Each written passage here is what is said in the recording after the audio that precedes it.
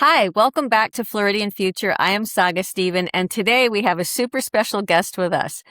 Justin, I am so impressed with Justin Harvey.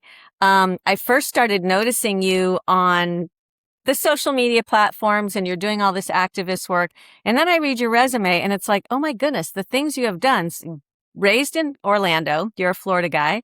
Yep. And all of a sudden you went from realtor to activist. You're, in large part, I would say, responsible for helping to get fluoride out of the water. And now you're on the AI data hypercenter realm, but it's like between health freedoms and which actually they all kind of do in health freedoms. But you've also connected a lot of dots. Can you tell us, just walk us through how you went from realtor to activist? Yeah, and just to clarify, I'm still a realtor, so I'm Oh, happy to good. help people in that industry too. I just unfortunately activism doesn't always pay the bills. Right. We have tend to get censored and ridiculed and pushed out of the room instead of rewarded. So I've got to keep my the bills paid. But, as a guy I've always just had a regular job or two and was just a normal person, and it wasn't until 2012 when my whole life changed and I fell into the rabbit hole and I found out that we weren't being told the truth about our history and some science and everything that we're putting in our bodies. Mainly that was the big thing that got me, was like, wow, we don't even know what we're eating. We truly Yeah. don't know what's sprayed on it or where it comes from. We have all this genetically modified stuff coming onto the scene, and it blew me away. So I just got involved with journalism and activism at the same time. Really, I was like, where can I get my footing? Where's my focus put? And I started hosting the March Against Monsanto, educating people about, organic food. We Are Change Orlando was sort of the group. I took my name and put myself under that umbrella, really, Uh-huh. because I love to be able to challenge the narrative and question our local officials, and that's what We Are Change was about. So like you mentioned, it's really, if it's affecting our health or our privacy, which are our freedoms, I plan to be involved. And that's sort of what my focus has been on, whether it's, the vaccine mandates or the flock cameras. All of this stuff is about, telling us to put things in our bodies that we don't want, and accepting more surveillance. And I'm against all of those things. So I've just been strategically trying to find the most effective way to fix those problems, preserve our land, our waterways, our freedoms. And Hmm. that's essentially what I do. Yeah, and it's interesting because a lot of people have been on the journey and join up at whatever time they join up.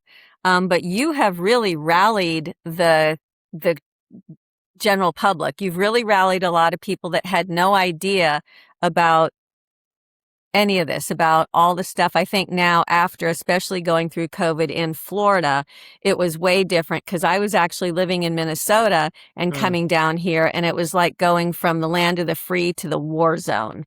And I could see it super clearly. And that really triggered my activism down here because people have no idea the freedoms that we're losing every day, inch by inch by inch. So I really want to commend you on the activism that you're doing. And also, I'm just going to touch on this. We had a Florida Freedom Forum where you were one of our panelists on there. And I thought it was fabulous, where we had different panelists talking about the different subjects, like the AI data centers. You touched on our health freedoms and several other things. And one of the things there that you really, and again, you're so honest and approachable, and you speak from your heart, and you really speak to and for a lot of people. Your voice matters so much because you were talking about what all they're trying to do to us. So if you Mm. could, again, talk to us about what you see they are trying to do to us and where we are right now. Yeah, it's almost like a common thread you would find with every topic. And when I was thrust into all these different rabbit holes and lies, it was like, well, why are they not telling us the truth about on the media? Why are they putting this stuff in our food? Why are they trying to sell us into wars and pit us against each other with these political topics? And it all boiled back to one thing, and it was control. And I just understood that when you have this a populace under your control in that way, like I think I put it in the video, they've got you confused, divided, sick, Mm-hmm. broke, all these different things that you're just constantly hanging on. You're just trying to make ends meet. You're just trying to not feel crappy because you're on these pain pills and you're all this stuff's going on, and you don't have time to fight back. And then you don't even really know why we go to war or what's in our food. It just found it was like, wow, I am so much easier to manipulate and move and control if I don't know what's going on. So then you bring Right. COVID along, and all these people are scared. So you Mm-hmm. fear and control is like the ultimate recipe, right, for taking over a society. And you've got people in fear, so now they will willingly do whatever they're told because they're scared. So they wanted to Right. stay home and wear a mask. And it was all of it's done under the guise of, safety, and convenience. And it's really about control, taking away our rights. We're like a boiling frog. And each Right. time we have Right. a big disaster like 9/11, and now we've been getting groped in the airport for 20 plus years. When's that going away? Never.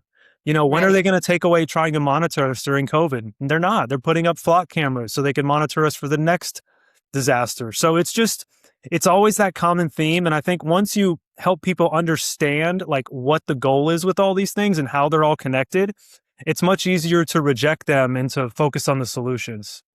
Right. And you're absolutely right about that. Because if you think about it, I mean, look at the multi-trillion-dollar marketing campaign that was against all of us from every single angle. These entities that you were supposed to trust, the government, the Mm, FDA, I'm from the government, I'm here to help, has always been a joke. But to put something in your body that has devastating damage, and to do it under the guise of, oh, this is safe and effective. Oh, if you don't, grandma's going to die. mm, And I think of what they did to us. I talk to Catherine Austin Fitz a lot. She calls it the Great Poisoning. And the mm, Great Poisoning, as you've discovered, actually started way back when with our foods. But that was as I refer to it, the plandemic, was I think, to see how far they could push people to control them. Because if you control people, you can do whatever you want. And the way you connected all the dots back to the control grid, there's a lot of people that still don't understand that. And right now, with our food, it's like, it's everything you said. It's poisoning us, it's dumbing us down, it's putting us in a state of fear, because when people are in a state of fear, they stop. They're like, okay, okay. And they get almost paralyzed. And we don't want that. We want people awake. We want people aware, and we mm. want people activated. Hey, awake, aware, and activated. There you That's go. a good motto to have. And you are really out there in a wonderful way, compassionately prompting people. The education that you've been doing right now, it's the AI data centers, and people don't understand. A lot of people think, oh, it's just about the water. Oh, it's just about the land. It's that and so much more, because right now we're not at capacity for using AI. We're not at capacity for anything else we have to do. There's no, your computers are not slowing down. The hospitals are not at capacity for storing your information. So where are you at with that? Because I know that you've gone down that rabbit hole. So I'll let you explain what is really behind the scenes with that. Yeah, I mean, like you put it, it's less about water and energy, but more so about mass surveillance, like installing the surveillance grid in every piece that they can. So whether it be the 5G cell towers, the flock cameras, the data centers, the smart cities. I mean, Mm-hmm. you talked about that or else scenario they give us. Oh, if we don't do this, grandma's going to die. They do it with climate change, and they Yeah. used climate change to hoist this surveillance grid on us. It's, oh, we're so damaging to the earth and the environment as humans. We're so like a cancer to the planet, is what they'll say, which is just so crazy to think that we have to do this or else. Well, what's this? Well, it's going green and supporting smart cities and all these initiatives that are just to control every single movement we make. I made in Mm-hmm. a speech once, made a quote. I said, I don't want to wake up in a world where my smart home won't let me leave for work in the morning because of a controversial post I made on social media last night. And that's Exactly. what the control grid is about. That's what the data centers are about. And we don't truly know what they're for. I mean, do we really need 5, 10 million square feet to house like server rooms still? Have we not moved on past this? Well, Kristen and it's it Tammy talked about that right. outdating of this technology, and that concerns me. Alex Jones and all the others had the fear of the FEMA camps back in 2010. What if these are the FEMA camps? We don't Oh, know. They well tried to put. build them for the Australians and the Canadians for COVID. Well, maybe the next thing they have planned, they really do need a place to put us. I don't like going down those roads without proof, but based on everything I've learned about these occult magicians and satanic pedos that basically run the world, you have to explore all those possibilities. Well, here's another possibility, and this is what Catherine says, and pretty much she's always been spot on. She may get called crazy at first, but then down the road, it's like, oh, wow, she was right.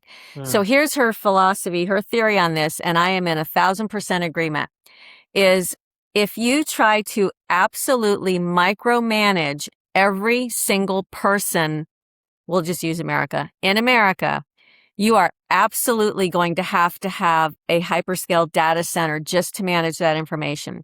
And what I mean by that is it's like with Trump signed the Genius Act, and the Genius Act is all about bringing programmable digital money in. And the same thing with the Clarity Act and stablecoin. And the thing is, once you have programmable digital money and you take cash out of the picture, which is their goal, yep. then you don't need legislation. Because well, Justin, you've had enough meat this month, so you can only buy bugs now.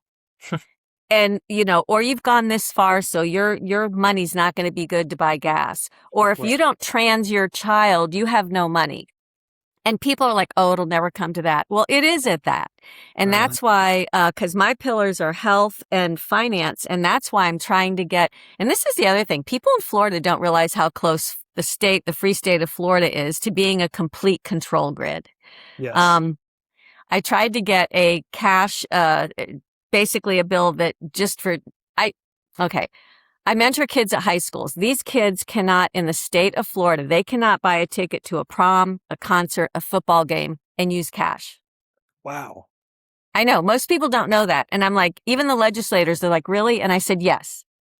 And I said, here's the lobbyists. They're making 95 cents per transaction. And it's like, oh, it's the guise of, oh, we don't want money to get stolen. Oh, we don't want this. You know what? Pre-COVID, we had it. It wasn't a problem. Those are government public sector entities. Mm, I tried to get that in some legislation, and I've already been talking to Paul Renner about it, and he said, absolutely, because we have to keep cash and analog money relevant for our freedoms. And yes. especially here in Florida, I don't care who you are. We have a hurricane go through. There's no electricity. You are not going to be able to go to the grocery store and get anything with any kind of digital anything because there's not going to be electricity. Right. So it really does. If you think about it, the only way to harvest and control that much information is with something that big. Now, having said that, this right here that's in your pocket holds more electronics on it than the space shuttle. So way back when we had these great big huge rooms, and the girls were saying at the forum that Tammy and Kristen, that the way computing is progressing, quantum computing, the data centers are going to be obsolete in a few years. But the thing is once that concrete is on the ground, you can never use it again for farming or for grass or for anything else. So that's what I believe, that the data centers are strictly about total control. And everyone says, oh, we have to, China. China has, 500? And their total control goes like this. It's like when Trump took his group over there and Britt Hume got out, and the guy driving his taxi couldn't find a parking spot, pulled over real quick to let him out. He already had a ticket on his car, on his phone within 4 minutes. And China also has right now one of the largest populations of homeless Mm, happening, because if you say something against the government, they totally shut you off. You can't Wow. buy food. You can't pay for your rent. You can't take public transportation. And anybody that goes to help you, the same thing happens. And they literally have these kids, 20-year-olds, whatever, dying in the streets because of the control grid. And you So know no, what's we so don't need ironic? to compete with China.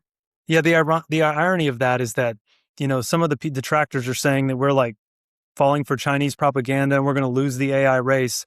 They're literally turning us into China. And the Right, people trying to fight against it are being accused of like working for them. I mean, if anyone's working for them, it's you all. You're trying to make us like them.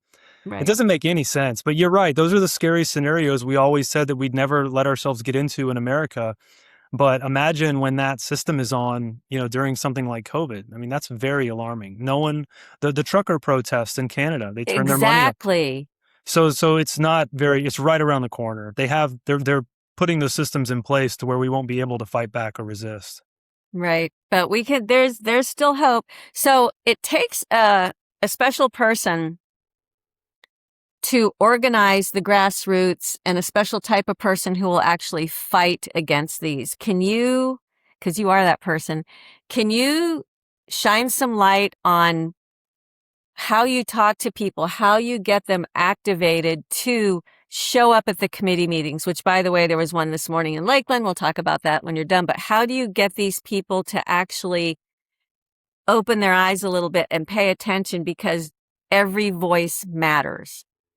Well, I think the first step is, educating them. So whether you're trying to convince someone of a topic or posting about something, talking to a family member, just keep working whatever magic you have with that individual. It's usually tailored to each person because everyone ticks different. Some people are going to see a documentary. Some people are going to see a fact, need to read a book, need to see a short clip. You just have to work on everyone differently. But the biggest part after that step is because my philosophy is once you educate someone enough that you can, they're going to take that and become motivated, because that's how I was. Once I kind of understood what kind of situation we were in and that the time is of the essence, you kind of are just activated automatically. Then I try to make their job easier, because what do most people say? Oh, well, I don't know where to find their emails. I don't know where the city meets. I've never been to a meeting. I don't know what to say.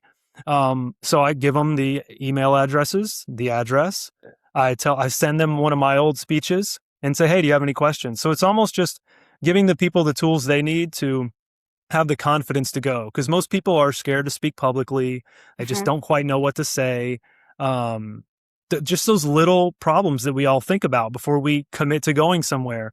So I tell people, hey, there's going to be other people there. Here's where to go. Here's what to say. Maybe give them a bullet point email example.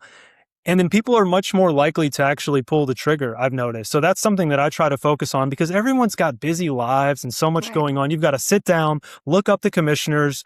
Am I even going after the county or the city? The political process is complicated. So Mhm. if I can get everything in one little X post that says where to be and who to email and what to say, very short and sweet, it goes a long way. So almost just give people extra help to get them there. So you have your organization, because I know that X is like one platform, Facebook is one Yeah. platform. Do you also have like emails you send out, or how else do you get to people that maybe are not on those platforms? Yeah, so that's the big thing, is not everybody's going to be on Facebook, Instagram, and X. I have a Telegram account, which I opened during COVID because of all the Okay. censorship, and I still post there regularly. So some people check there. I do email people. I've got an email list, and I've got people split up by county, and Oh, wow, I that's will good. alert them. So when, like for instance, this morning we had Lakeland and Flagler County meeting. I try to email people in those areas and alert them before those. Other than that, it's really just personal, like word of mouth.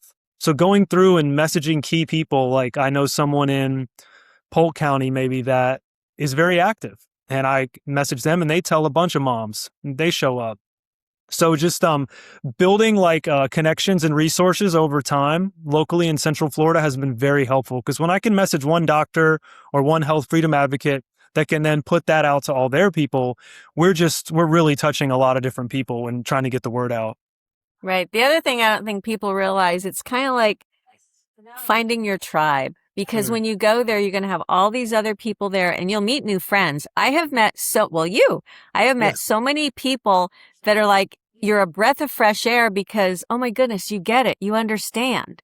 And we all came from different avenues to get here. I mean, it was just, and that's the beauty of we the people, because the other thing I don't think people understand is we the people actually have the power.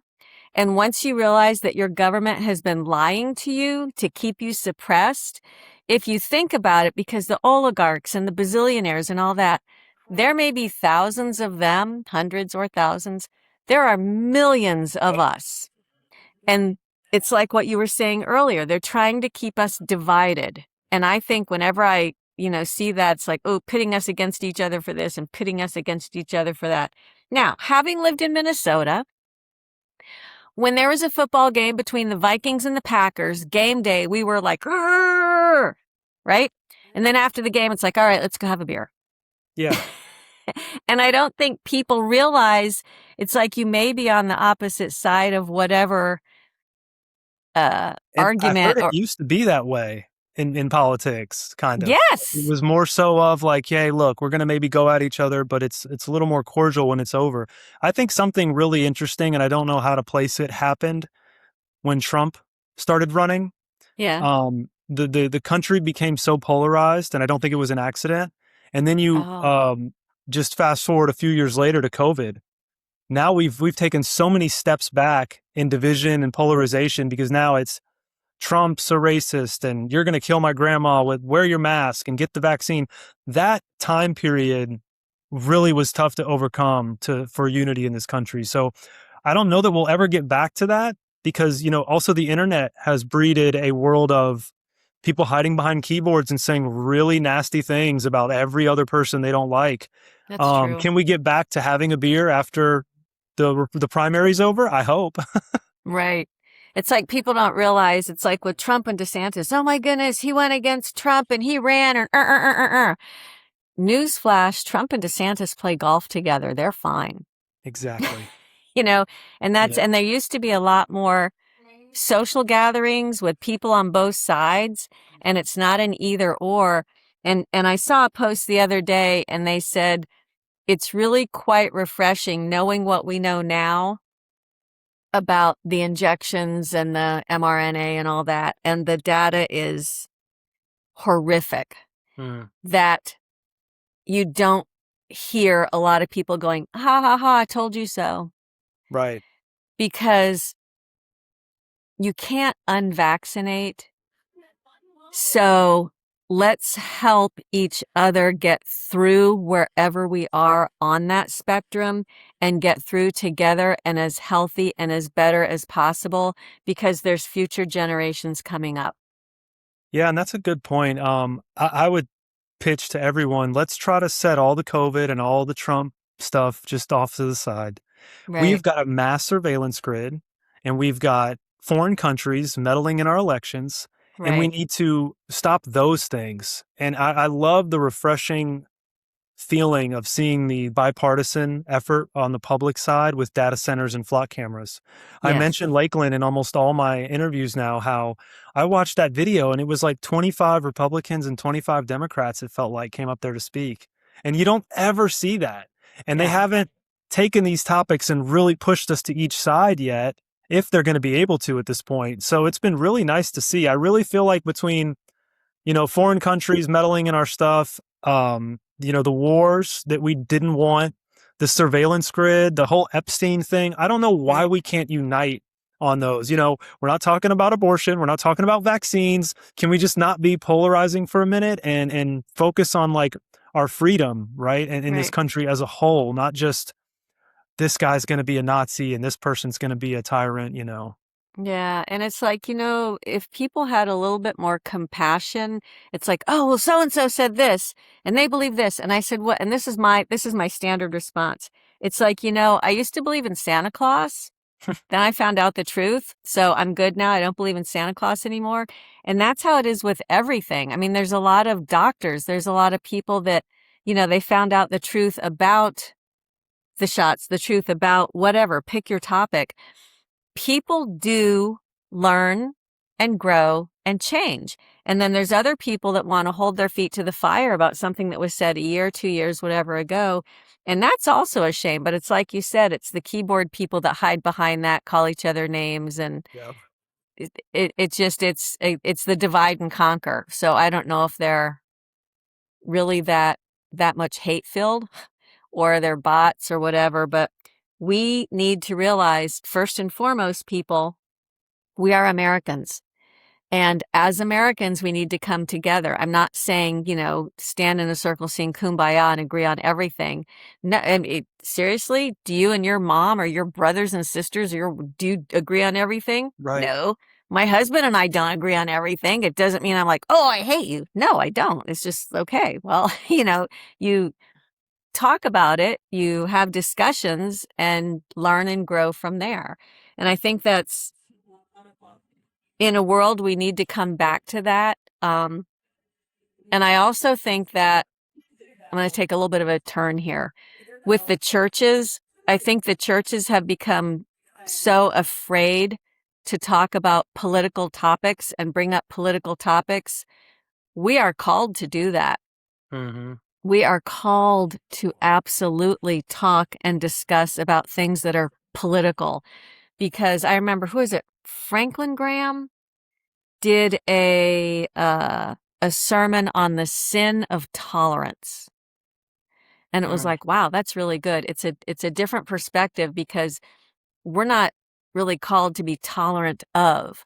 And just because somebody gets more rights doesn't mean you take away my rights. And I think we've lost a lot of that. And I think that, and again, it's kind of like, good and evil. Satan will take whatever God says and twist it and turn it to make it evil. Jesus, and Satan's up there tempting him. In the Bible, it says this. And then Jesus is like, yes, and it also says this. So I am not Jesus, nor do I know that much. I probably don't even know as much as Satan. However, I do know that whatever God puts out there, Satan turns to use for bad. So we have to, but I think everybody needs a great big huge dollop of compassion, and to be humble, to listen. So, but yeah, I think the data centers, I think the silver lining behind COVID was it really woke people up, because prior to, don't talk politics, don't talk religion. After COVID, it's like, yes, we have to talk politics. Yep. And I think the silver lining, when the kids came home, the parents saw what was being taught in the schools. And that's the silver lining. It really helps shake people up. The silver lining, it's like what you were saying about the divide and conquer that really, I think, got pushed to the forefront with Trump, and everything is so polarized. I think that's a good perspective to be looking at too. And I think the data centers are bringing people together, because this is about collective our health and collective our freedoms. So that's a good thing. Yeah, and the way that you can see the positive from all that, like channeling it to the next topic. Because with fluoride, I had so many council members look at us and go, forced medication, we just went through this. This is obviously wrong. So, right, I never thought about it. Fluoride is kind of like a vaccine. You can't force that on people if they don't want it. Might be good, might be bad. Doctors, science on both sides. I can't force it on people. And that's what we were able to help city council members and mayors understand. And it wouldn't have been possible without COVID. And then you take all that momentum we got when we banned fluoride in the state of Florida. Now we've got this network of people that helped us ban fluoride. Well, guess what I'm doing? Using those people to help stop the data centers. So just an example, I know a girl who helped us with fluoride, and it was like Ormond Beach. She saw my data center post. She's going to the Ormond Beach meeting to speak out against the data centers. So I think now that everyone has just realized that we got to stand up against all these things. Doesn't matter if it's the spraying of our skies, genetically altering mosquitoes, or trying to put a 5G tower outside your child's bedroom window. We must say no, and we must remember that public pressure can move mountains. I've gotten a fluoride out of a city's water with like 4 residents before.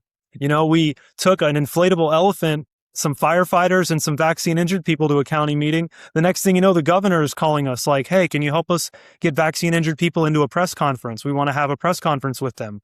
Wow. Okay. The governor's wife saw your guys' videos. Keep it up.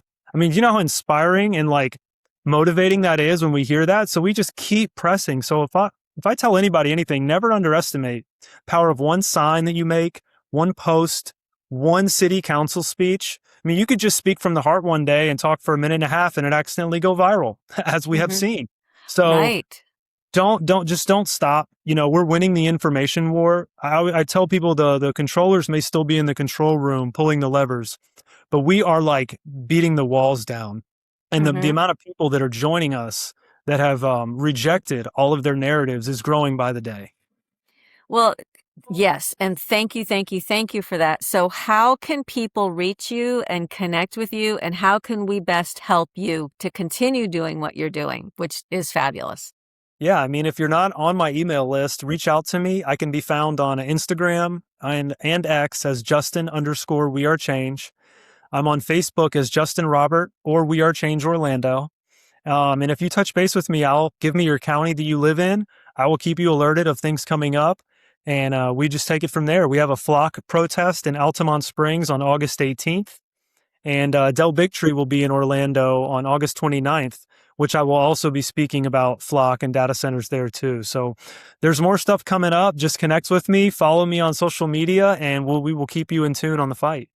That is awesome. So I should look and see what your video now, your reel now after 1 week. After 1 week, 2.6 million views. Yeah, it's That's just nuts. incredible. But you know But what? That tells me people are listening. People are starting yes, to, it's like, yeah, yeah, okay, we're listening. And especially because right now, Florida has a very, very consequential governor primary coming up. yes. And people also, I don't think a lot of people have even started to look at the candidates and what they stand for and what they represent. I think there's just like, oh, well, I've heard of him. So, okay. I'm going to let you lead with this about where you are and what brought you there. Yeah. So, and this is coming from someone who really has been telling people to not vote for president and abstain from this rigged process for more than a decade. But after COVID, I realized that we got a governor that can lock me down, that can force vaccinate people. Hmm. That was scary. That was something that I used to think, oh, they don't affect my life that much. You know, even the local people doesn't really affect me too much. Well, that was a wake up call. So I've been more involved in the governor race since then. I voted for DeSantis the second time for medical freedom reasons, and his appointment of Latipo has helped us and the fluoride and test glyphosate and bread and do all these different things that I was screaming on the corner 10 years ago, and now the governor's put a surgeon general in that's helping us. It's just surreal. So we want to continue that path. We want someone like DeSantis. We want someone who's going to help us with vaccine mandates and the mosquito spraying and the data centers. And in my opinion, that is Paul Renner. You know, I need like a stable professional choice. I need someone who's logical. He doesn't seem like he's attached to drama. You know, Byron was the establishment pick. He was hoisted up there very early on. And in my opinion, somebody realized they needed to get control back of Florida. And it was getting a little too A off the little too reservation. free. Right, too free. So they put people like Byron up there to try to steal the show. To me, the only people with a chance to beat Donalds are Fishback and Renner, and Fishback just does not have the experience. He's got some drama. He looks like he Hmm. may treat it more like a reality show. And the biggest thing that got me was DeSantis was well liked, like loved as a governor across the state, across the country. And he was met with so many roadblocks in the legislature. We couldn't even get vaccine mandates passed because of a stubborn House Speaker. Well, James Fishback is unfortunately painted as this pariah, this anti-Semitic conspiracy theorist guy that they're never going to work with. Do I agree with those labels of him? No, that's probably what they would call me. I feel for him when they actually do that to him. And he's been nice to me. But if you can't get the lawmakers to move on anything, what are we going to do? So with Paul Renner's experience and past in the House and working with, you know, medical freedom stuff, you know, pledging to keep Latipo, to me, he seems like the most logical choice, the most likely person to beat the Democrat. So that's just where I'm at with it. He's not perfect. No candidate's going to be perfect if you're looking for one, but that's where I've landed in a nutshell. Right. And I agree with that because I've done a lot of research. I've worked with Jay, I've worked with Paul, Fishback I've met. And the thing is people don't realize it's not a popularity contest and there's a lot that goes on to it. Yeah. However, and I just learned this, when Paul was a state rep, he passed a bill to offer to veterans with traumatic brain injury or PTSD alternative therapies. And he passed this bill so that they could see what worked, and they did. And so after they saw that the alternative therapies worked, then when he became Speaker of the House, and he's the only person in America ever to do this. He did what he refers to, or what is referred to as a speaker's initiative. And he's like, look, this is what I want to do for our veterans. They fought for us. They come home. They are broken. They go to the VA. Their brains are, whether it's an IED or the post-traumatic stress, whatever it is, they have these traumatic brain injuries and the VA will give them a prescription. Come back and see us. That's not healing. So what he did, he got $28 million to buy these hyperbaric oxygen chambers at the University of South Florida in Tampa. And they are doing trials now. And the results so far are amazing. And there's still spots open. And not only as a veteran can you go there and get the treatments for free, they pay you. And to me, I am astounded that our media, they can rattle off Byron's latest poll numbers, but will not give 2 sentences to the fact that our veterans that are over here and their families that are crumbling and falling apart, and these men and women are having trouble in their life, whether it's with their marriage, with their work, or some even taking their life, that this opportunity is available to them thanks to Paul Renner. So when I see stuff like that, and he's not touting his own horn about this, and I'm like, Paul, are you kidding? And Fishback says a lot of good things, but what have you done? What are your actions? What is proven? So that's where I'm at with that. Yeah, and you make a good point with the with him having the I'm losing my train of thought now. The speaker gavel? No, it's like about it being a popularity contest. Yeah. Like it's really unfortunately becomes like, okay, oh, this guy's got the most donations. This is the one I saw on the news the most. This is the one, like, it ends up really, I know there's so many people that don't pay attention to politics that will go, well, I've heard of this guy more. And Right. that's literally who they'll pick. So you just got to really think twice and remember, okay, maybe the quiet guy over here is the more logical choice. Not this, I almost refer to Fishback, and no offense to him or his supporters, he's like a shiny object.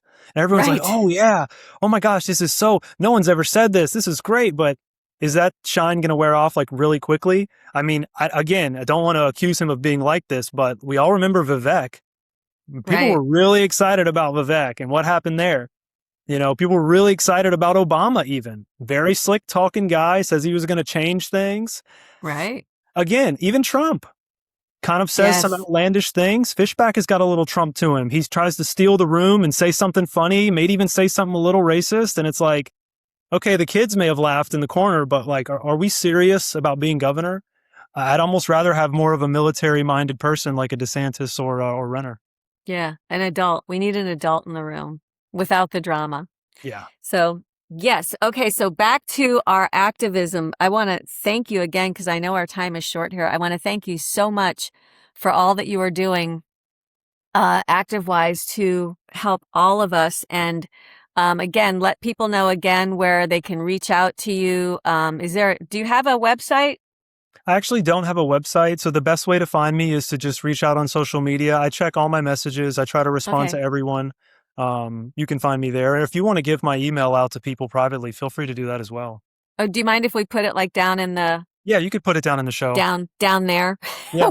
When we write it all up. Okay, I'll do that. Right here, down there, whatever. Yeah, write that. Because again, I strongly encourage anyone that cares anything at all whatsoever about your freedoms here in Florida, because the state of Florida is not as free as you think it is.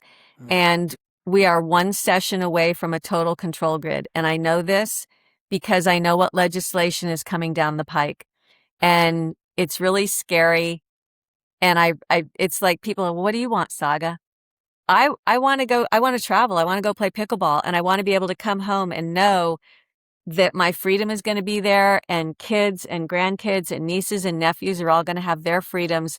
And we're going to continue to have sovereignty over our body, sovereignty over our money, sovereignty over our lives. And it's as simple as that. And Florida is a very special place. Florida is a beautiful, beautiful ecosystem. We are the only place in the world that has an Everglades. We're the only place in the world that has a lot of things that we have, and it really needs to be honored and protected.